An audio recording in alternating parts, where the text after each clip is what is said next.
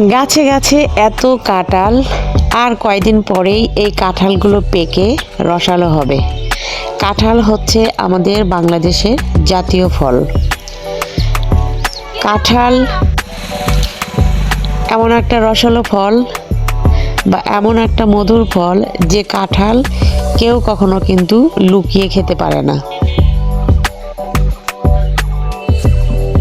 এটা হচ্ছে বৈশাখ মাস।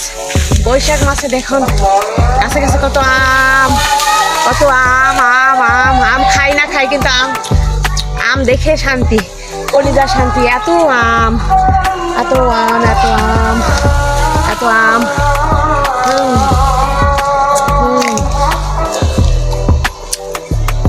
কি মিষ্টি,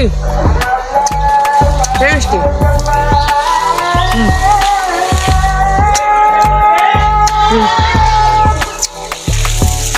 ওই না ওই কাছে আসতে পারে। হ্যাঁ,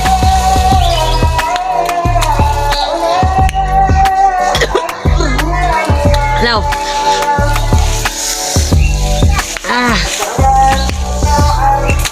এই আম এত মিষ্টি, এই আমের কোনো আঁশ নাই, সেই মিষ্টি।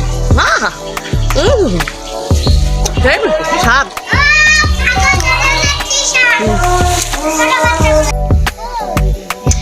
এই যে ধানগুলো কাটছে কৃষকরা, দেখছেন এই ধানগুলো কিন্তু এখনো পুরোপুরি দমে পাকে নাই। তারপরেও কৃষকরা ধানগুলো কেটে নিয়ে যে সেগুলো সিদ্ধ করে চাল তৈরি করে তারপর খাবে।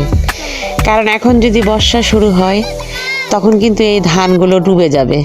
তাই কৃষকরা ধানগুলো আগেই কেটে নিচ্ছে। তো আমি কৃষকদের সঙ্গে একটু সহযোগিতা করলাম, দেখি আমি আসলে ধান কাটতে পারি কিনা। তো দেখি হ্যাঁ, আমি ধান কাটতে পারি। আসলে আমরা বাঙালি মেয়ে, সব কাজই করতে পারি, সব অভ্যাস আমাদের আছে।